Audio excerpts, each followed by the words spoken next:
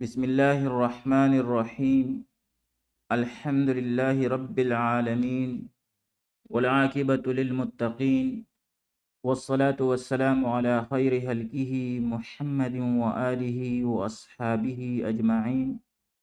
آج علم النحو کورس میں ہمارا 29واں سبق ہے، جس میں ہم اسمائی موصولات کے ضمن میں جو موضوعات رہ گئے تھے ان کے بارے میں پڑھیں گے۔ اسماء موصولہ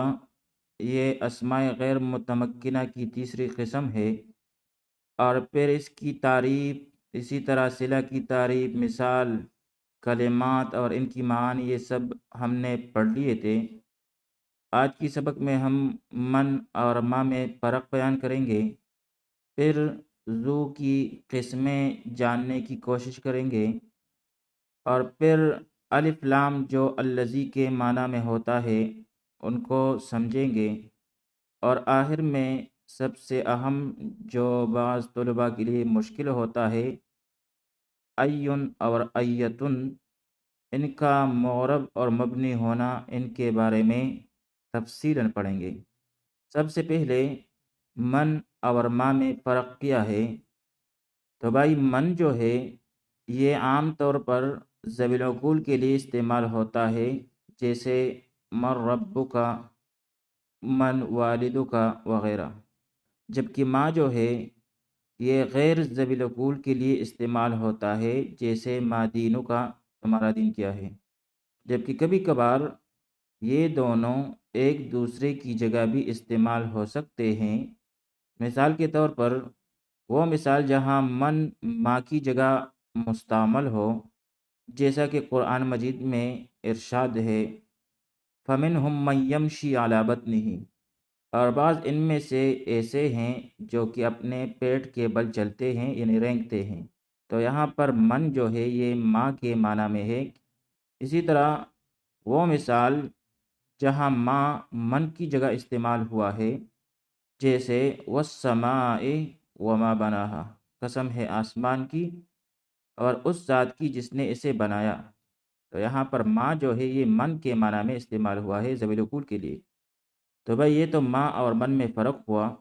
اور پھر یہ کہ یہ ایک دوسرے کی جگہ بھی استعمال ہو سکتے ہیں۔ دوسرا ٹاپک جو ہے وہ ہے ذو کی قسمیں۔ تو بھائی ذو جو ہے اس کی دو قسمیں ہیں۔ اول قسم جو ہے وہ ہے ذو بمعنی صاحب، اور یہ اسماء متمکنہ کی اقسام میں سے ایک قسم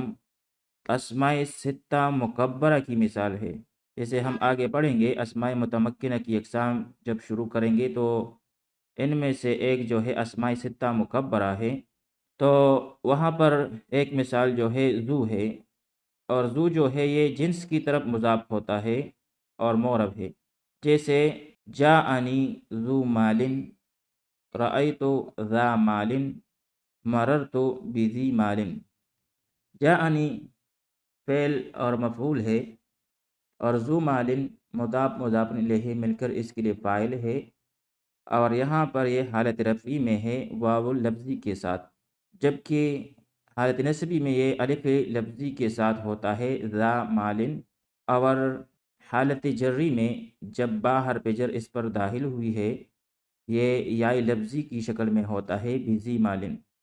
تو جب یہ جنس کی طرف مضاف ہوتا ہے تو پھر یہ معرب ہوتا ہے، جیسا کہ ان مثالوں سے واضح ہے۔ حالت رفعی میں جاءنی ذو مال، حالت نصبی میں رأیت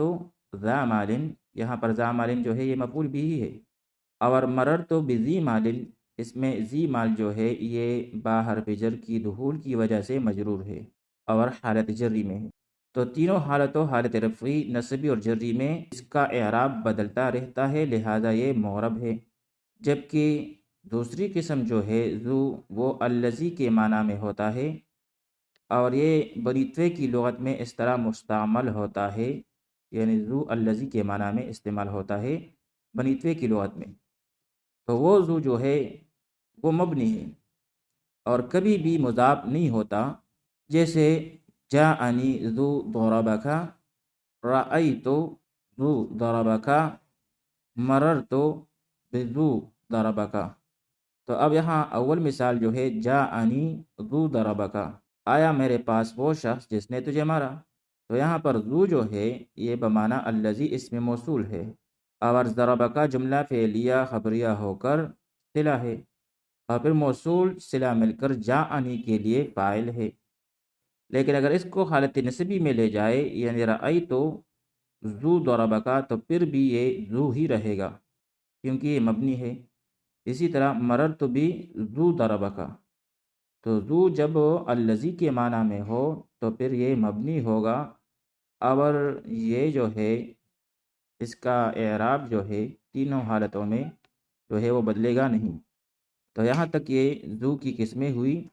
تیسرا موضوع جو ہے وہ ہے الف لام بمعنی الذی۔ جو الف لام اسم فاعل اور اسم مفعول پر داخل ہو اور الذی کے معنی میں ہو تو بھائی اس کا مستقل صلہ نہیں ہوتا، بلکہ یہی اسم فاعل یا اسم مفعول اس کا صلہ بنتا ہے۔ اس وقت اسم فاعل فعل معلوم کے معنی میں ہوتا ہے اور اسم مفعول جو ہے وہ فعل مجہول کے معنی میں ہوتا ہے۔ اس کو سمجھنے کے لیے مثال کا سہارا لیتے ہیں۔ اسم فاعل کی مثال جیسے الضارب، تو الضارب میں جو الف لام ہے یہ الذی کے معنی میں ہے، اور اسم فاعل فعل معلوم کے معنی میں ہے یعنی ضربا۔ الضارب مارنے والا، یعنی الذی ضربا وہ جو مارتا ہے یا جس نے مارا۔ اور اسم مفعول کی مثال جیسے المضروب، تو یہاں پر الف لام الذی کے معنی میں ہوگا اور اسم مفعول جو ہے یہ فعل مجہول کے معنی میں ہوگا یعنی الذی ضربا۔ اب یہاں پر یہ سوال پیدا ہوتا ہے کہ بھائی الف لام جو اسم مفعول یا اسم فاعل پر داخل ہوتا ہے وہ الذی کے معنی میں ہوتا ہے، تو اس کا پتہ کیسے چلے گا کہ یہ الذی کے معنی میں ہے؟ تو بھائی اسم فاعل اور اسم مفعول جب معنی حدثی میں ہو یا بالفاظ دیگر دوام و استمرار پر دلالت نہ کریں تو ان پر داخل الف لام الذی کے معنی میں ہوگا۔ اسم فاعل اور اسم مفعول جب معنی حدثی میں ہوں یا بالفاظ دیگر دوام اور استمرار پر دلالت نہ کریں تو ان پر داخل الف لام جو ہے وہ الذی کے معنی میں ہوگا، اور اس کے برعکس اگر معنی حدثی میں نہ ہوں تو ان پر جو الف لام داخل ہوگا وہ الذی کے معنی میں نہیں ہوگا، بلکہ الف لام حرفی ہوگا جیسے المؤمن الکافر۔ تو یہ تو بات ہوئی الف لام کی، اور چوتھی بحث جو ہماری ہے آج وہ ہے ایون اور ایتن کا معرب اور مبنی ہونا۔ تو اس بارے میں اول تو یہ یاد رکھیے کہ بھائی ایون اور ایتن کی 4 حالتیں ہیں۔ 3 حالتوں میں یہ معرب ہوتا ہے اور ایک حالت میں مبنی ہوتا ہے۔ ایون اور ایتن کی 4 حالتیں ہیں، 3 حالتوں میں یہ معرب اور ایک حالت میں مبنی ہوتا ہے۔ سب سے اول ایون اور ایتن مضاف نہ ہو اور صدر صلہ یعنی صلہ کا پہلا جز مذکور ہو، جیسے ایون ہوا قائم، ایون ہوا قائم، تو ایون جو ہے وہ کسی کی طرف مضاف بھی نہیں ہے، اور ہوا قائم صلہ ہے تو ہوا جو ہے قائم کا صدر صلہ ہے وہ بھی مذکور ہے، تو اس صورت میں یہ معرب ہوگا۔ جیسے جاءنی، جاءنی تقاضا کرتا ہے فاعل کا، مرفوع کا، تو جاءنی ایون ہوا قائم، اور حالت نصبی میں رأیتو جو ہے یہ مفعول بہ کا تقاضا کرتا ہے جو کہ منصوب ہوتا ہے، لہذا رأیتو این ہوا قائم، اور مررتو بأین ہوا قائم حالت جری میں، چونکہ با حرف جر جو ہے داخل ہوا ہے جو کہ جر کا تقاضا کرتا ہے، لہذا یہ این ہو جائے گا۔ تو ہم دیکھتے ہیں کہ یہ معرب ہے، حالت رفعی میں، حالت نصبی میں اور حالت جری میں، تینوں میں جو ہے ان کا اعراب بدلتا رہتا ہے۔ تو یہ وہ صورت ہے جس میں ایون یا ایتن جو ہے وہ مضاف بھی نہیں ہے کسی ضمیر وغیرہ کی طرف، اور جو صلہ ہے آگے ہوا قائم اس میں صدر صلہ یعنی ہوا موجود ہے۔ پھر دوسری صورت وہ یہ ہے کہ مضاف نہ ہو اور صدر صلہ بھی مذکور نہ ہو، تو پھر بھی یہ معرب ہوتا ہے۔ مضاف نہ ہو کسی ضمیر وغیرہ کی طرف، ایون اور ایتن مضاف بھی نہ ہو، اور صدر صلہ جو آگے صلہ مذکور ہوتا ہے اس کا جو صدر صلہ ہے وہ بھی مذکور نہ ہو، جیسے اس مثال میں ایٌ قائمٌ، تو ایٌ جو ہے وہ بھی اسی طرح موجود ہے، اسی کی طرف مضاف بھی نہیں ہوا ہے،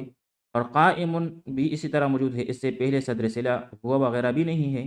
تو اس صورت میں بھی یہ معرب ہوگا، جیسے جاءنی ایٌ قائمٌ حالت رفعی میں،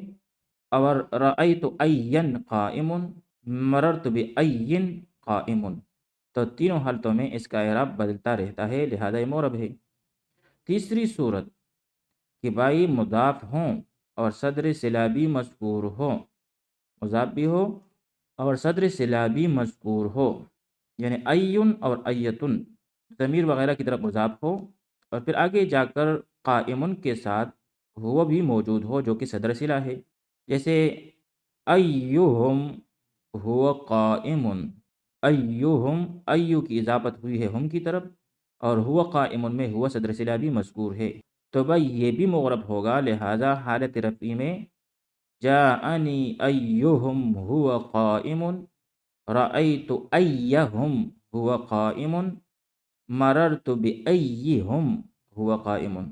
تینوں حالتوں میں حالت رفعی، حالت نسبی اور حالت جری میں ان کا اعراب بدلتا رہتا ہے۔ بھائی ایک صورت رہ گئی اور وہ یہ ہے چوتھی صورت کہ جب وہ مضاف ہوں اور صدر صلہ مذکور نہ ہو، مضاف ہو ضمیر وغیرہ کی طرف جیسے ایہم میں، اور صدر صلہ مذکور نہ ہو جیسے ایہم قائمن، تو یہاں پر وہ موجود نہیں ہے، اور ایون کی اضافت بھی ہوئی ہے ہم کی طرف، تو اس صورت میں اس چوتھی صورت میں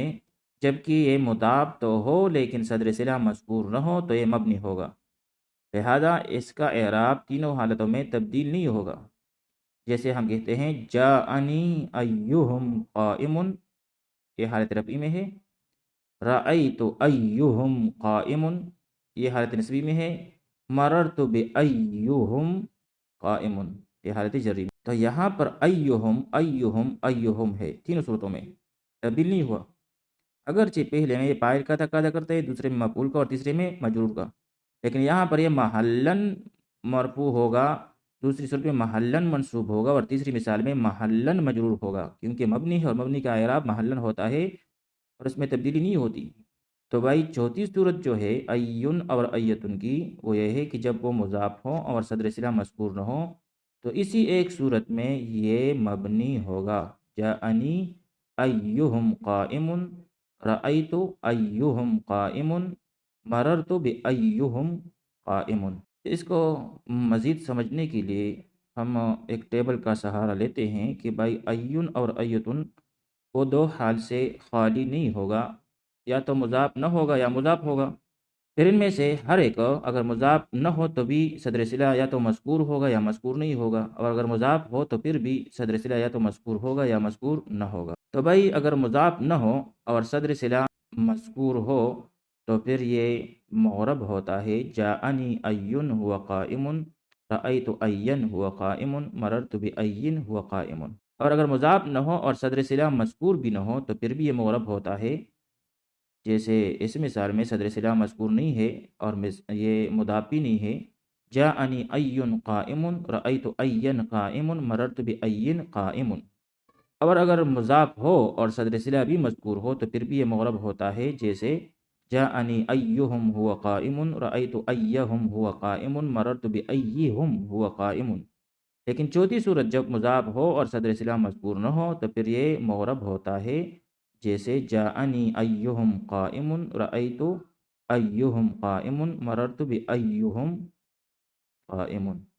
تو بھائی یہاں تک یہ تفصیلی وضاحت ہوئی ایون اور ایتن کی۔ اس کے ساتھ جو ہے ہمارا آج کا سبق ختم ہوا۔ 30 نمبر پر جو سبق ہے اس میں ہم اسماء موصولات کے چند ترکیبی ضوابط پڑھیں گے اور پھر ان میں اجرا کی کوشش کریں گے۔ وصلی اللہ تعالی علی خیر خلقہ محمد وآلہ واصحابہ اجمعین۔